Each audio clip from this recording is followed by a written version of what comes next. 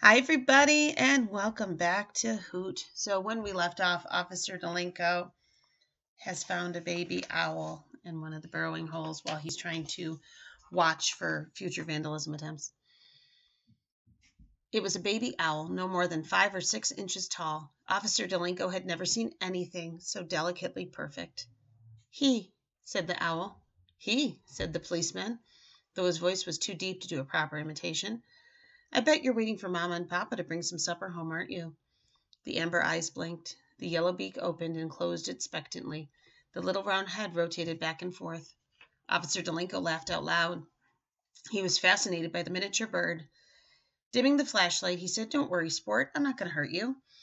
From overhead came a frenzied flutter, followed by a harsh "Cosh, cush." The policeman glanced up and saw, now framed in the starlit sky, 2 winged silhouettes. The baby owl's parents, anxiously circling their frightened fledgling. Officer Delinko slowly backed away from the burrow, hoping the grown-up birds would realize it was safe to land. In the blue-gray sky, he could see their dusky shapes wheeling lower and lower, and he quickened his retreat. Even after the 2 owls alighted, even after he watched them disappear like feathered ghosts into the ground, Officer Delinko continued moving away, backing up step by step until he bumped into something so big and so cold and so hard that it almost knocked the breath out of him. He spun around and switched on the flashlight. It was a bulldozer. Officer Delinko had clunked directly into one of Curly's earth-moving machines. He glared up at the steely hulk, rubbing his bruised shoulder. He didn't notice that the seat was gone, and even if he had, he wouldn't have given it a worry. The policeman was grimly preoccupied with another concern. His gaze shifted from the massive bulldozer to the bird burrow, and then back again. Until that moment, Officer David Delinko had been so busy worrying about solving the Mother Paula's case and saving his own career that he hadn't thought about anything else. And now he understood what was going to happen to those little owls if he didn't do his job properly, and it weighed him with an aching and unshakable sorrow. Roy's father had worked late, so Roy hadn't had a chance to tell him what he learned about the owls on the internet, and that one of the Pancake House files had been removed from the building department. It seemed very suspicious, and Roy wanted to hear his father's theory about what might have happened.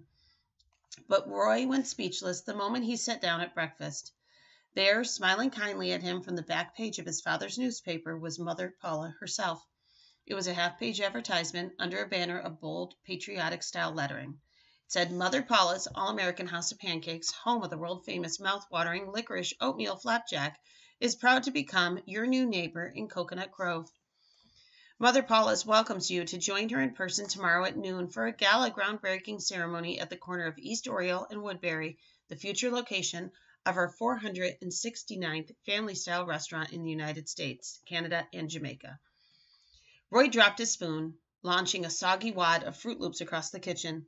What's wrong, honey? His mother asked. Roy felt sick to his stomach. Nothing, Mom. Then Mrs. Eberhardt spotted the advertisement, too. Oh, I'm sorry, Roy. It's hard to think about those poor helpless birds, I know. Mr. Eberhardt flipped the newspaper over to see what his wife and son were staring at. He frowned and said, I guess they're moving along pretty quickly with that project. Roy stood up in a dull fog. I better go. I don't want to miss the bus. Oh, there's plenty of time. Sit down and finish your breakfast, his mother said. Roy shook his head numbly. He grabbed his backpack off the chair. Bye, Mom. Bye, Dad. Roy, wait. You want to talk? Not really, Dad. His father folded the newspaper and handed it to him. Don't you have current events today? Oh, yeah, said Roy. I forgot. Every Tuesday, Mr. Ryan's history students were supposed to bring in a topic for a current events discussion. On those days, Roy's father always gave him the newspaper so he could read it on the bus and pick out a timely article. How about if I take you to school today? His mother offered. Roy could tell she felt sorry for him because of the news about the Pancake House. She thought the owls were doomed, but Roy wasn't ready to give up hope. That's okay.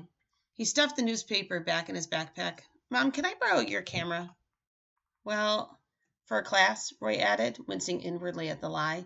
I'll be real careful, I promise. All right, I don't see why not. Roy carefully packed the digital camera along with his books and gave his mother a hug, waved to his father, and streaked out the door.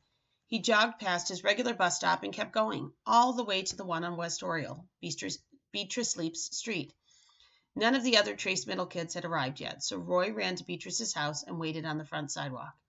He tried to cook up a good excuse for being there in case Lana or Leon noticed him.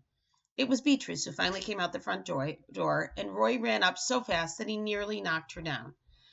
"What happened to you yesterday? Where's your brother? Did you see the paper this morning? Did you—" She slapped a hand over his mouth. "Easy, cowgirl," she said. "Let's go wait for the bus. We'll talk on the way." As Roy suspected, Beatrice had not broken a tooth falling down the steps.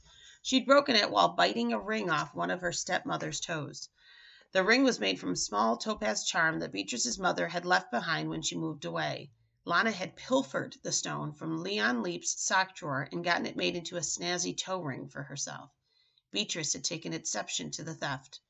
"If my old man wanted Lana to have it, he would have given it to her," she growled. "So you gnawed it off her toe? How?" Roy was astounded. It wasn't easy. Beatrice made a chimpanzee face and pointed at her sharp stump where one of her incisor teeth used to be. "Broke the tip right off. They're going to make me a fake one so it looks like brand new," she exclaimed. "Good thing my old man has dental insurance." "She was awake when you did this?" "Yeah," said Beatrice, "but she probably wishes she wasn't. Anyway, tell me what was in the paper this morning that got you all freaked out." She groaned when Roy showed her the advertisement for Mother Paula's groundbreaking extravaganza. "Just what the world needs, another pancake joint." "Where's your brother?" Roy asked. "Do you think he's heard about this?" Beatrice said she hadn't seen Mullet Fingers since Sunday. That's when the you-know-what hit the fan. He was hiding in the garage waiting for me to get him some clean shirts when my dad walked out for another case of Mountain Dew. The two of them were just standing around talking, perfectly friendly, when Lana shows up and pitches a major hissy fit. "What happened then?" Roy said. "He ran off like a scalded dog. Meanwhile, Lana and my old man get into this humongous fight."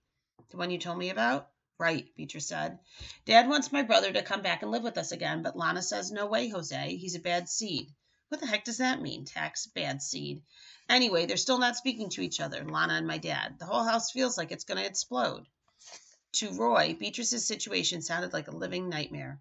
"Do you need a place to hide out?" he asked. "That's okay. Dad says he feels better when I'm around," Beatrice laughed. "Lana told him I'm dangerous and crazy." She might be half right. When they got to the bus stop, Beatrice hooked up with one of her soccer teammates and they started talking about the previous night's game, which Beatrice had won with a penalty kick. Roy held back and didn't say much, though he felt the curious stares from the other kids. He was, after all, the boy who had defied Dana Matheson and survived.